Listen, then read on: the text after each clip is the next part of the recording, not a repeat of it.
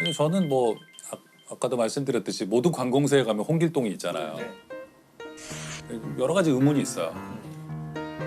왜 홍길동은 샘플 이름이 되었나? 정말 궁금해요. 네네. 사실 김 씨나 강 씨 이런 가나다 순으로 하면 네네. 앞에 오지 않을 이름이잖아요. 맨 뒤에 오는 이름인데. 근데 좀 체제 저항적인 인물이라서 그런 것도 있고. 공소에서 안 맞는데? 쓰기에는 조금 애매할 것 같은데 어떻게 그렇게 정했을까? 일단 좀 찰지지 않나요? 홍길동? 길동? 이름이 좀 찰진 것 같아요, 저는. 뭔가 질감이. 근데 홍길동이라는 이름이 쓰여 있을 때 아무도 거기에서 상처받는 사람이 없는 거죠. 너의 이름 대신에 썼을 때 기분 나쁜 이름이 있을 수도 있고 아, 그치, 그치. 뭐야 이 사람이 뭔데 여기 이름이 써 있나 뭐 이럴 수도 있는데 홍길동은 한국인들이 약간 사랑해야 돼요. 네. 사랑하는 캐릭터여야지만 호불호라는 게 존재하지 않는 굉장히 너는 정실 부인의 자식이 아닌 첩의 자식. 두 번 다시 나를 아버지라 불러서는 아니 되느니라. 한마디로 말하면 정의의 도덕이라고 할 수 있지.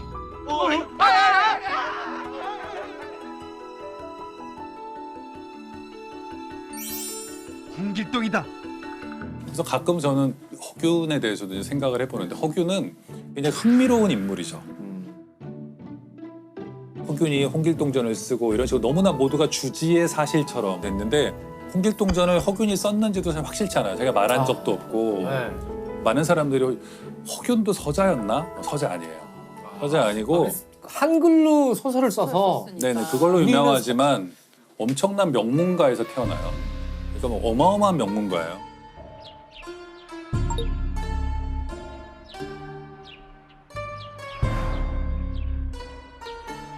허균은 아버지가 이제 동인이라고 해서 옛날에 뭐 동인, 서인, 남인 거기에 영수 정도 급이고 형도 큰 형도 판서까지 해요.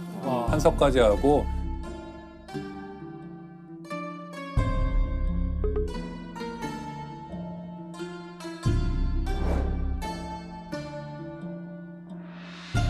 집안이 뭐 엄청난 집안에서 태어났는데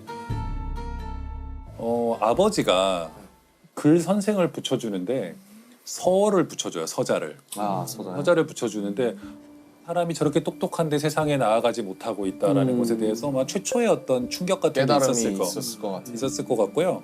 그래서 어렸을 때부터 서얼들하고 친하고 이건 뭐 별로 바람직하진 않지만 기생들하고 친하고 천한 사람들하고 친해요. 천민 출신의 무슨 시인하고도 친하고 그 당시는 불교가 천대받는데 스님들하고 친해서 우리가 잘 아는 사명대사 뭐 이런 분들하고 굉장히 막역한 친구예요. 사명대사랑 막역한 사이. 예. 그래서 그러니까 뭐 불교계랑 친하다는 것도 나중에는 굉장히 탄핵을 받는 요소가 돼요. 그렇겠네요. 누가의 사람이 굉장히 똑똑해서 벼슬길에 나아가기는 하는데 올바로 행동하질 않아요.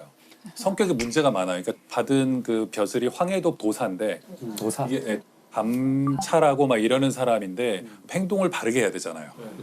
감찰하는 갈 때 이미 서울에서 갈 때 이미 서울에서 기생들을 데려다가 맨날 놀고 친구들 불러다가 놀고 서자들 불러다 놀고 그래가지고 얼마 안 돼서 파직당하고 또 모항은 파직당하고 모항 파직당하고 하는데 허균이 기사회생하게 되는 계기가 있는데 그게 중국 사신들이 오면 허균을 보낼 수밖에 없어요. 왜요? 허균이 그 당시에는 중국 사신들이 그 문인들을 많이 보냈어요. 뭐 시인이라던가 유명한 문인들을 조선의 사신으로 보냈는데 허균이 갔다 하면은 뭐 난리가 나는 거야. 사신들이 너무 좋아서. 좋아하니까. 야 이런 인물이 있어. 이렇게 시를 잘 써. 그리고 시를 다 외우는 거야. 조선에 뭐 시 좋은 거 있냐 했더니 뭐 외워서 다 써주는 거야. 몇백 편을. 대단한데 이래가지고는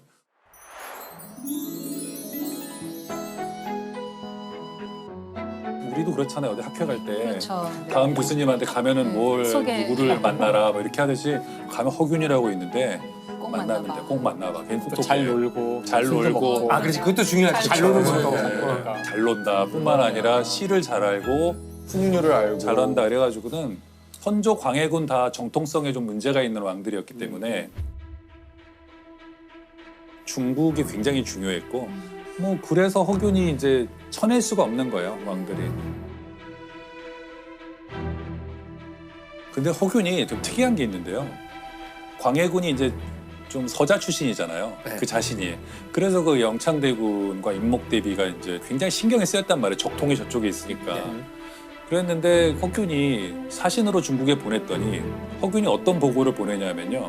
선조와 광해군을 막 욕하는 책들이 팔리고 있더라.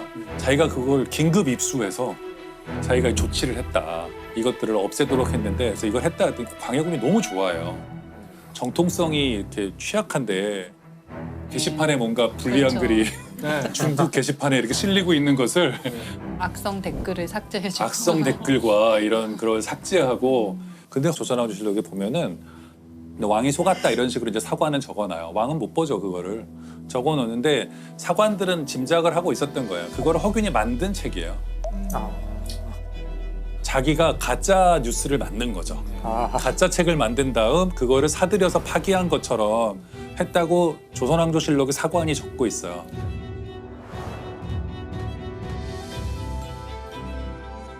왕은 속은 거죠. 허균이 그런 걸 많이 해요. 또 뭐가 있냐면 임목대비를 폐비하자라는 그런 쪽에 서거든요. 임목대비는 광해군의 계모죠. 네. 그래도 엄마인데 어머니인데 어떻게 폐비이죠. 폐하냐. 그때는 여론 형성에 상소가 중요하잖아요. 네. 그래갖고 자기 집에 일종의 댓글 부대를 만들어요. 여론 형성을 막 하거든요. 밥을 먹여가면서 숙식을 제공하면서 빨리 써라 이것들아 이래가지고 폐비해야 된다.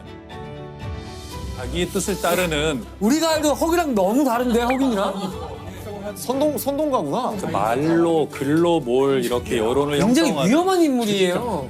정의롭지도 않은 것 같고 들어보면. 홍길동선인을 문학 작품으로 보기보다는 선동 선동용이었을 가능성이 있다.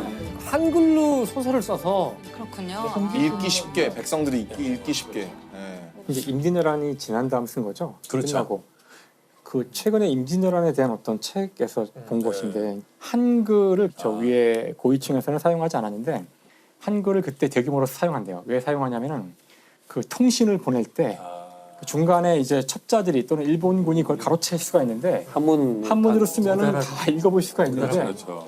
한글로 써서 보내면은 이걸 훌륭한 모른다는 안보예요. 해독이 안 거예요. 되니까. 그래서 임진왜란을 지나면서 한글이 그 전하고는 굉장히 달리 널리 쓰이는 계기가 되고 한글을 통해서 우리 민족을 자각하고 그런 평가가 있더라고요.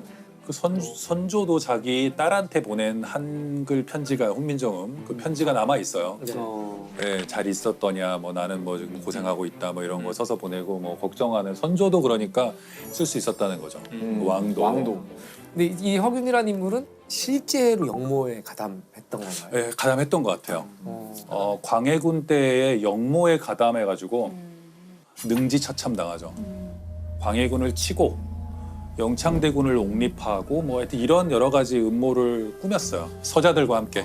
근데 광해가 우리가 생각할 때는 굉장히 똑똑하고 좋은 정치를 하던 임금이었는데 허균하고 잘 맞았을 것 같은데. 잘 맞았어요. 네. 광해군이 총애했거든요, 허균을. 그래서 허균이 쳐들어와서 임목대비만 죽이고 광해군한테 체제는 안 바꾸고. 그러니까 그렇게 하는 것을 묵인하려고 했다라는 광해군은 끝까지 좀 안 죽이려고 그랬는데 신하들이 빨리 죽여라. 결국에는 뭐 죽게 되었고 그래서 허균이 의금부에 잡혀 들어갔을 때가 또 흥미로운데요. 조선왕조실록에 보면은 보통 이제 영모로 의금부에 잡혀 들어가잖아요. 네. 그럼 보통은 사람들이 친했다가도 다 외면하거든요. 모르는 사람이. 근데 허균의 경우만 특이하게 의금부의 그 감옥으로 천민 또는 무사 이런 사람들이 몰려와서 돌을 던지면서 막 시위를 해요. 허균이 무슨 죄가 있냐 살려내라 이래가지고 옥리들이 도망갔다는 얘기가 있거든. 의금부의 옥졸들이 도망가야만 했다는 정도니까. 강한 분들인데.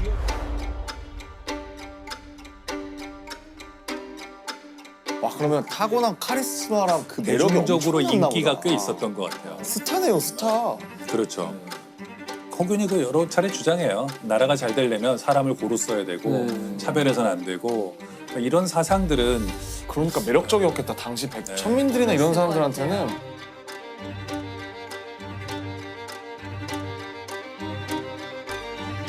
그러면은 그 허균 보면 이제 되게 입체적인 인물인데 어떤 시야에서 그리냐 그거는 이제 사실 어떤 감독이나 작가의 마음이니까. 네네. 뭔가 첫 장면이나 뭐 첫 대사가 어떤 될 것 같으세요? 그러니까. 시작한다면 아무래도 집에 있다가 이렇게 영모로 발각돼서. 발각돼서 잡혀가는 장면, 아니면 뭐 죽기 직전의 장면. 아, 죽기 직전에 할 말이 있다고 외치다가 죽었대요. 나도 할 말을 못 있다. 하고요. 네네. 어, 그러니까 궁금하다. 할 말이 있다고 외치는 장면. 거기서부터 무슨 할 말이 뭔지 알아볼까 이러면서 과거로 돌아가서 이제 어린 똘똘한 허균부터 이렇게 나올 수도 있겠는데. 근데 생각해보니까 요즘 유행하는 그런 되게 아스트랄한 느낌으로 생각하면 할 말이 있어라고 끝나는 게 아니라 처참을 당했는데 눈을 뜨니까 어느 날 대통령의 아들로 태어난 거죠. 현대에서. 네. 갑자기 네. 웹툰으로. 갑자기 이세계인가? 이러면서 이렇게 장르가 갑자기 바뀌게 될 줄. 갑자기 근데 이게 그 소설가 김영하로서가 아니고 영화 감독 김영하로서 네네. 자 그럼 캐스팅을 해야 되잖아요. 오. 자 어떤 배우를 캐스팅하시나요? 이 허균 역할, 이 변화무쌍하고 자유로운 영혼의 소유자. 진짜 어렵다. 갑자기 톰 크루즈. 톰 크루즈 할 말이 있어. 이러면서 한미 합작으로. 역사에 남긴 합작으로. 하겠네요. 홍길동이 백인이었을 수도 있잖아요. 아니 먼저 우리 말을 배우고 그렇죠, 그렇죠. 농담입니다. 어떤 배우를? 글쎄요. 뭐, 자꾸 톰 크루즈 생각만 지워지지 않네. 영화로 만든다면 두 사람을 넣었으면 좋겠어요. 그러니까 어린 허균에게 홍길동이란 친구가 있는 거죠. 실존 비밀의 인물인가요? 친구. 그런데 이 둘이 자라나요. 국제적인 경험을 쌓고 있는 거예요. 홍길동은 돌아다니면서 도적질도 좀 하고 해적도 되고 이러면서 와요. 어느 시점이 돼서 허균은 이제 죽죠. 네. 죽으면 홍길동이 허균의 역할을 대신하기 시작하는 거예요. 얼굴도 비슷해야 되겠죠. 처음부터 왕자와 거지처럼. 그 허균이라는 인물이 굉장히 혼란스러운 인물이었거든요. 네, 캐릭터에 일관성이 없어요. 맞아요. 한마디로. 맞아요. 네. 두 명이었으면 그렇죠. 그래서 좀 더 납득이 가는. 두 명이다. 이런 면도 있고 저런 면도 진짜 있고. 허균은 놀기 좋아하고 기생하고 맨날 놀고. 네, 그리고 뭐, 새로운 것들에 호기심이나 탐구는 강했으나 비전을 국가관이라든지 갖는다거나. 그런 것들은 없었는데 그 양반이라는 신분을 획득하지 못한 허균의 친구가 네. 허균을 통해서 그 꿈을 실현하려고 그러니까 마지막에 이제 허균이든 홍길동이든 간에 능지처참당할 때 멀리서 누가 이제 지붕 위에서 웃고 있는 거죠. 근데 허균인지 홍길동인지 모르고. 누가 누군지는 모르죠. 근데 제가 홍길동전을 저희 다 어렸을 때 이거 아마 내용을 까먹으셨을 수도 있을 것 같아요. 네네. 홍길동전은 홍길동이 그냥 마냥 정의롭기만 한 그런 인물이었나요? 홍길동이 이제 처음에 뭐 자기 아비라 부르지 못하고 네. 막 서장에서 네, 서론 그 받고 유명한 뭐 거. 이런 얘기는 다 아시잖아요. 네. 근데 거기까지가 이제 재밌는 부분이고요. 근데 어이없는 부분도 많아요. 그 왕이 그 아버지를 설득해요. 네 아들이 지금 난리를 치고 있는데 좀 설득을 잘 해봐라. 뭐 그래가지고는 병조 판서직을 왕이 내려요. 홍길동한테? 홍길동한테. 그래서 홍길동이 도적을 막 하다가 왕이 병조 판서를 준다 그러니까 감사합니다. 그러면서 읽다 보면 사실 어이없어요. 그랬다가 또 나중에는 울도고 그러니까 오키나와죠. 오키나와 가서 이상국가를 세우고 이렇게 있다가 아버지가 돌아가세요. 그런데 또 아버지 돌아가셨다고 와서 3년상 치르고 막 그래요. 또 갑자기 전통에 갑자기 또 따르는 충효의 사상을 버리지 못한 영웅이에요. 허균처럼 정말 엄청 혼란스러운. 네. 시대의 한계죠. 네. 그런 것도 있지 않나요? 저는 갑자기 드는 생각인데 그 여러 버전이 존재하지 않을까. 그래서 어떻게 보면 그 뒤에 누가 또 살을 덧붙이고 첨가하고 누가 또 첨가하고. 덧붙이고 구점되면서. 버전이 계속 이어져 가고 이렇게 끝나지 않는. 굉장히 설득력인데 네. 왜냐하면 홍길동이 판본이 엄청 많거든요. 그럴 것 같네요. 진짜 제일 설득력 있는 거예요. 독자층을 넓혀야 되기 때문에 그러다 보면 양반도 굉장히 봐야 되기 때문에 길을 잃은 분열적 작품이 나올 수밖에 없었다. 그렇죠. 그 김연아 작가님 평소에 조선왕조실록을 보시는 걸 좋아하신다던데. 상여 그런 것도 조선왕조실록에 기록돼 있어요. 조선왕조실록에 사관이 적고 있어요. 조선왕조실록에서 조선왕조실록에 보면은 보통 이제 영모로 의금부에 잡혀 들어가잖아요. 아 여러분도 다 보시지 않나요? 선생님 많이 보시죠? 저는 가끔 아, 봅니다. 진짜요? 네. 왜냐하면 조선왕조실록에 한 항목으로 이렇게 키워드로 천문 이렇게 있어요. 그것 때문에 항상 일이랑 들어가는 관련된. 네, 저는 그런 고천문을 전공하고 있지는 않지만 재밌는 기록이 있어서 고천문이라는 분야가 있어요? 네, 공미술 고천문학이라는 같은 거구나. 분야가 따로 있어요. 조선왕조실록이 다 공개가 돼 있잖아요. 온라인에서 누구나 검색을 할 수 있기 때문에 가끔 들여다보면 굉장히 재밌는 기록이 있고 그 조선왕조실록 이렇게 보시는 거예요. 되게 재밌어요. 여러분 들어가서 보시면 일단 지금은 구글에 조선왕조실록 이렇게 하면은 바로 이제 그 서비스로 홈페이지가, 들어가요. 있어요. 그리고는 그냥 뭐 코끼리 그렇죠. 이런 식으로 관련된 게 다 떠요. 검색이 너무 잘 돼요. 선생님 같은 경우 뭐 검역에서 검시 관련한 것들 그 단어를 몇 개 넣으면 네. 문제가 됐던 이런 사안들 그거 재밌겠다. 이거 좀 괜찮은 것 같아. 그러니까. 너 집에서 뭐야? 아 나 조선왕조실록 좀 보고 싶다. 그러면 약간 아니 그 약간 있어 보여. 그러니까 많이 있어 보이는데. 심지어 이 워낙 자세하게 쓰여 있기 때문에 전에 어떤 것도 봤냐면은 그 신윤복의 월하정인 네. 그렇죠. 야심한 밤에 남녀가 만나는 그림이 있는데 연속화 같은. 거기 달이 하나 떠 있고 그 달이 이제 초승달 같은 건데 잘 아시겠지만 그 초승달의 모양이 우리나라는 그 방향이 정해져 있거든요.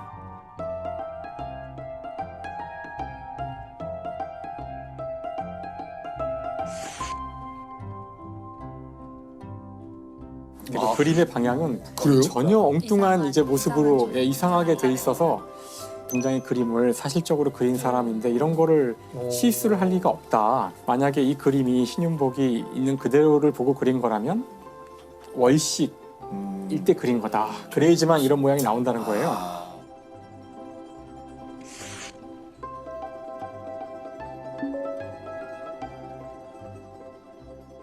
그러고 나면은 이제 그때 월식이 언제 있었는지 알잖아요. 그렇죠.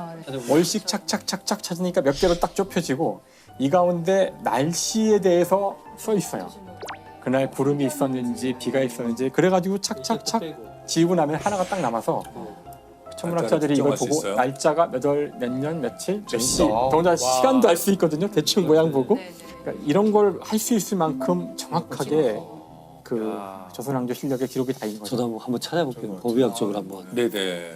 그 천문학에서는 그 별도 뭐 연구하겠네요. 동방 박사가 본 별이 뭐냐. 아, 네, 연구를 하더라고요. 그래서 그 시기나 뭐 그 방향이나 이런 것들을 그때 연구하죠. 초신성이었다고 생각하는 거 아닐까요? 대낮에도 갑자기 밝으니까 밝았다면 그럴 수도 있죠. 그러면 지금은 없겠죠. 초신성은 근데 뭔가요? 저는 가수 초신성 선배님들은 아, 맞아. 옛날 초신성이라고 있었어요. 초신성은 뭐랄까 저한테 어떤 느낌이면 초신성 진짜 슈퍼루키 슈퍼루키를 보통 초신성이라고 하죠.